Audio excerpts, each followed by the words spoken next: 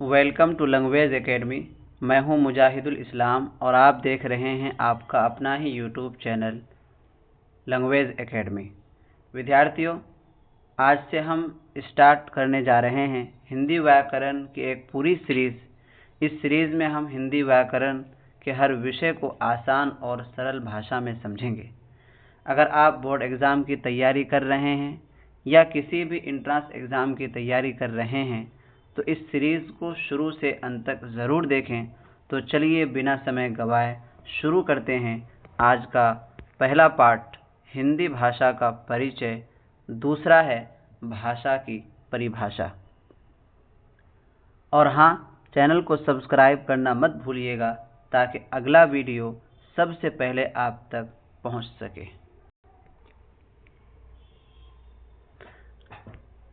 तो चलिए आज के इस लेसन को हम स्टार्ट करते हैं।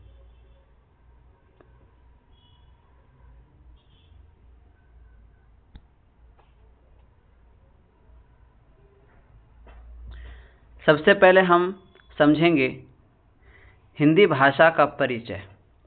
हिंदी भाषा के परिचय को सबसे पहले हम पढ़ेंगे, समझेंगे। उसके बाद हिंदी भाषा की परिभाषा और भाषा कितने तरह के होते हैं, इन सारी बातों को हम लोग पढ़ेंगे और समझेंगे। सबसे पहले लिखा गया है कि हिंदी के पिता भारतेंदु हरिश्चंद्र को कहा जाता है। बोर्ड एग्ज़ाम में या किसी भी एग्ज़ाम में आपको पूछा जाएगा कि हिंदी के पिता किसे कहा जाता है, तो इसका आंसर क्या होगा कि हिंदी के पिता भारतेंदु हरिश्चंद्र को कहा जाता है। किसे कहा जाता है? तो हिंदी के पिता भारतेंदु हरिश्चंद्र को कहा जाता है। उसके बाद हिंदी दिवस 14 सितंबर को मनाया जाता है। आपको पूछा जाएगा कि हिंदी दिवस कब मनाया जाता है, तो 14 सितंबर को हिंदी दिवस मनाया जाता है, क्योंकि 14 सितंबर 1949 ईस्वी को भारत सरकार ने हिंदी भाषा को राज्य भाषा के रूप में स्वीकार किया था। यहाँ से आपके लिए दो प्रश्न बनेगा। पहला प्रश्न कि हिंदी दिवस कब मनाया जाता है, तो इसका उत्तर होगा कि हिंदी दिवस 14 सितंबर को मनाया जाता है। दूसरा प्रश्न यहाँ पे ये बनेगा कि 14 सितंबर को हिंदी दिवस क्यों मनाया जाता है, तो इसका उत्तर होगा कि इसलिए मनाया जाता है कि 14 सितंबर 1949 ईस्वी को भारत सरकार ने हिंदी भाषा को राजभाषा के रूप में स्वीकार किया था। इसीलिए हिंदी दिवस 14 सितंबर को मनाया जाता है। उसके बाद हम लोग आगे पढ़ते हैं, जिसमें लिखा हुआ है कि हिंदी फारसी भाषा का शब्द हिंद से आया है। तो हिंदी कहाँ से आया है? हिंदी फारसी भाषा का शब्द हिंद से आया है, और जिसका मतलब होता है, जिसका अर्थ होता है सिंधु नदी की भूमि। तो यहाँ से आपको क्वेश्चन बनेगा कि हिंदी भाषा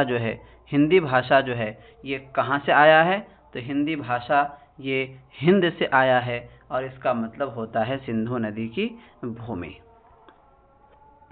उसके बाद हम लोग आगे बढ़ते हैं, जिसमें लिखा हुआ है कि ये भारत का राज्य भाषा है। ये भारत का कौन सा भाषा है? राज्य भाषा है। कोई हिंदी भाषा को राष्ट्रीय भाषा कहते हैं, लेकिन ये सही नहीं है, बल्कि हिंदी भारत का राज्य भाषा है।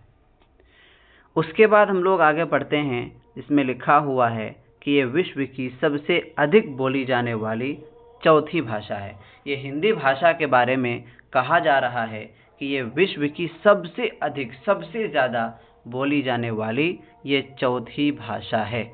अगर आपको एग्ज़ाम में ये पूछा जाए कि हिंदी भाषा विश्व में सबसे अधिक बोली जाने वाली भाषाओं में कौन से स्थान पे है, तो चौथे स्थान पर है। उसके बाद हिंदी भाषा की जननी संस्कृत भाषा है, यानी हिंदी भाषा ये संस्कृत भाषा से निकला है। उसके बाद हिंदी आर्य भाषा परिवार में आता है। आप याद रखें, अगर आपसे पूछा जाए कि हिंदी का जो परिवार है ये क्या है, तो हिंदी भाषा का जो परिवार है वो आर्य भाषा परिवार है। उसके बाद हिंदी भाषा का लिपि देवनागरी है। हिंदी भाषा का लिपि क्या है? देवनागरी है। अगर उर्दू की बात करें तो फारसी और अरबी है, और जो है इंग्लिश की बात करें तो रोमन है। उसके बाद हम लोग आगे बढ़ते हैं। आगे हम लोग भाषा की परिभाषा, भाषा का परिचय हम लोग पढ़ेंगे। इससे पहले हम लोग क्या पढ़े? तो हिंदी भाषा का परिचय को पढ़े, और अभी हम क्या पढ़ने जा रहे हैं? हिंदी भाषा, जो भाषा का जो परिचय है, भाषा का जो परिभाषा है, इसको हम पढ़ने जा रहे हैं। तो सबसे पहले हम पढ़ेंगे भाषा किसे कहते हैं। भाषा किसे कहते हैं? तो भाषा कहते हैं मनुष्य जिसके माध्यम से अपने विचारों को दूसरों तक पहुंचाता है, उसे भाषा कहते हैं। तो भाषा की परिभाषा क्या हो गई? तो भाषा की परिभाषा ये हो गई कि मनुष्य यानी इंसान जिसके माध्यम से, जिसके ज़रिए से अपने विचारों को दूसरों तक पहुंचाता है, उसे क्या कहते हैं? भाषा कहते हैं। और भाषा जो है ये 3 प्रकार के होते हैं। भाषा कितने प्रकार के होते हैं? तो 3 प्रकार के होते हैं। पहला मौखिक, दूसरा लिखित, और तीसरा जो है ये सांकेतिक। मौखिक भाषा क्या होता है? बोलकर प्रकट किया जाता है। जो भाषा हम बोलकर प्रकट करते हैं उसे मौखिक भाषा कहते हैं। उसे कौन सी भाषा कहते हैं? मौखिक भाषा कहते हैं। और जो भाषा लिख करके हम समझते हैं उसे जो है लिखित भाषा कहते हैं। और जो इशारा द्वारा प्रकट किया जाता है, इशारा द्वारा जो समझा जाता है, उस चीज़ को हम जो है सांकेतिक भाषा कहते हैं। तो भाषा किसे कहते हैं? मनुष्य जिसके माध्यम से अपने विचारों को, अपने दिल के भावनाओं को दूसरों तक पहुंचाता है, उसे भाषा कहते हैं। और भाषा 3 प्रकार के होते हैं। नंबर 1 मौखिक, नंबर 2 लिखित, और नंबर 3 सांकेतिक। उसके बाद कुछ और जो है परिभाषाएं हैं, इनको हम पढ़ने जा रहे हैं। सबसे पहले मातृभाषा को पढ़ेंगे। मातृभाषा क्या होता है? जो भाषा हम अपने माँ और परिवार से सीखते हैं उसे मातृभाषा कहा जाता है। तो मातृभाषा किसे कहते हैं? जो भाषा हम अपनी माँ से और परिवार से सीखते हैं उसे मातृभाषा कहा जाता है। उसके बाद नंबर 2 में है बोली। बोली किसे कहते हैं? स्थानीय भाषा को बोली कहा जाता है। स्थानीय भाषा को क्या कहते हैं? बोली कहते हैं। तो मातृभाषा हो गया कि जो माँ और परिवार से सीखते हैं। बोली क्या हो गया? कि जो भाषा स्थानीय भाषा होती है उसे बोली कहते हैं। नंबर 3 में है राज्य भाषा। राज्य भाषा किसे कहते हैं? सरकारी कामकाज की भाषा को राज्य भाषा कहते हैं। जो सरकारी कामकाज में जो मतलब भाषा इस्तेमाल होती है और जो यूज़ में आती है, उस भाषा को जो है राज्य भाषा कहा जाता है। नंबर 4 में है राष्ट्रीय भाषा। राष्ट्रीय भाषा किसे कहते हैं?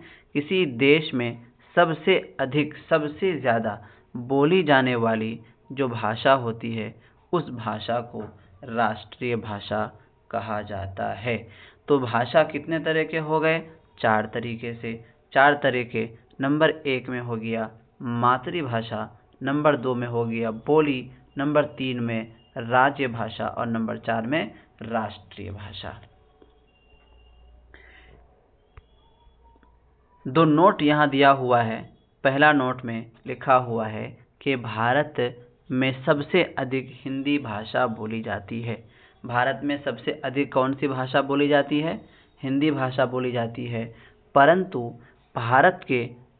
भारत के संविधान में हिंदी भाषा को राष्ट्रीय भाषा नहीं माना गया है। क्या बोला गया? कि भारत में सबसे अधिक तो बोली जाती है हिंदी, लेकिन भारत के संविधान में हिंदी भाषा को राष्ट्रीय भाषा नहीं माना गया है। क्या माना गया है? राज्य भाषा माना गया है। दूसरा नोट में लिखा हुआ है कि संविधान की अनुसूची 8 में 22 भाषाओं को, कितने भाषाओं को? 22 भाषाओं को आधिकारिक भाषा माना गया है। तो संविधान की अनुसूची 8 में कितने भाषाओं को माना गया है आधिकारिक? तो 22 भाषाओं को जो है आधिकारिक भाषा माना गया है जिसका प्रयोग राज्य की सरकार जो है सरकारी कामकाज में कर सकते हैं। तो यहाँ 2 नोट दिया हुआ है। पहला नोट क्या लिखा गया कि सबसे अधिक भारत में हिंदी भाषा बोली जाती है, लेकिन जो है हिंदी भाषा ये भारत की राष्ट्रीय भाषा नहीं है बल्कि राज्य भाषा है। दूसरे में क्या लिखा गया कि संविधान की अनुसूची 8 में 22 भाषाओं को आधिकारिक जो है भाषा माना गया है जिसका प्रयोग राज्य की सरकार सरकारी कामकाज में कर सकते हैं। यहाँ तक हम लोगों ने हिंदी भाषा का परिचय और भाषा की परिभाषा और जो है 2 नोट को हम लोगों ने पढ़ा। अब जो है कुछ ऑब्जेक्टिव क्वेश्चंस को देखते हैं। उन ऑब्जेक्टिव क्वेश्चंस में सबसे पहला क्वेश्चन ये पूछा जा रहा है कि हिंदी के पिता किसे कहा जाता है। हिंदी के पिता किसे कहा जाता है, महादेवी वर्मा को या भारतेंदु हरिश्चंद्र को या प्रेमचंद्र को या तुलसीदास को। तो हिंदी के पिता भारतेंदु हरिश्चंद्र को कहा जाता है। ऑप्शन नंबर बी जो है बिल्कुल परफेक्ट हो जाएगा।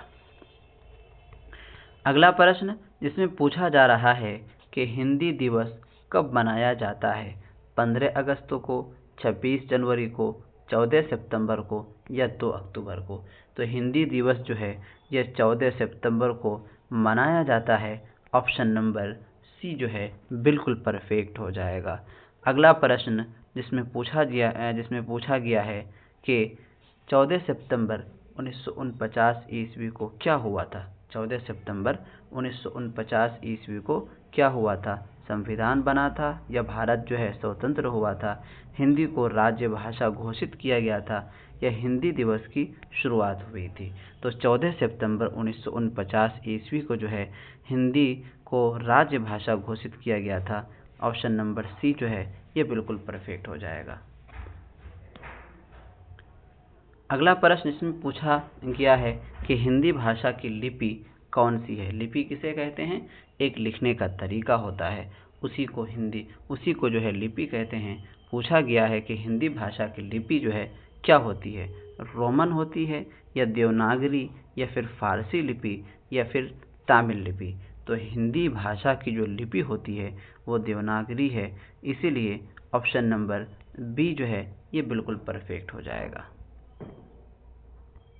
अगला क्वेश्चन जिसमें पूछा गया है कि हिंदी किस भाषा परिवार में आती है। हिंदी किस भाषा परिवार में आती है, द्रविड़ या फिर ऑस्ट्रो एशियाटिक परिवार या आर्य भाषा परिवार या फिर जो है तिब्बती चीनी परिवार। तो हिंदी जो है ये आर्य भाषा परिवार में आता है, इसलिए ऑप्शन नंबर सी जो है बिल्कुल परफेक्ट हो जाएगा। अगला प्रश्न जिसमें पूछा गया है कि भाषा किसे कहते हैं। भाषा किसे कहते हैं, विचारों को छुपाने का माध्यम या विचारों को दूसरों तक पहुंचाने का माध्यम या केवल लिखने के माध्यम या फिर केवल बोलने का माध्यम। तो भाषा कहते हैं विचारों को दूसरों तक पहुंचाने का माध्यम को भाषा कहते हैं। ऑप्शन नंबर बी बिल्कुल परफेक्ट हो जाएगा।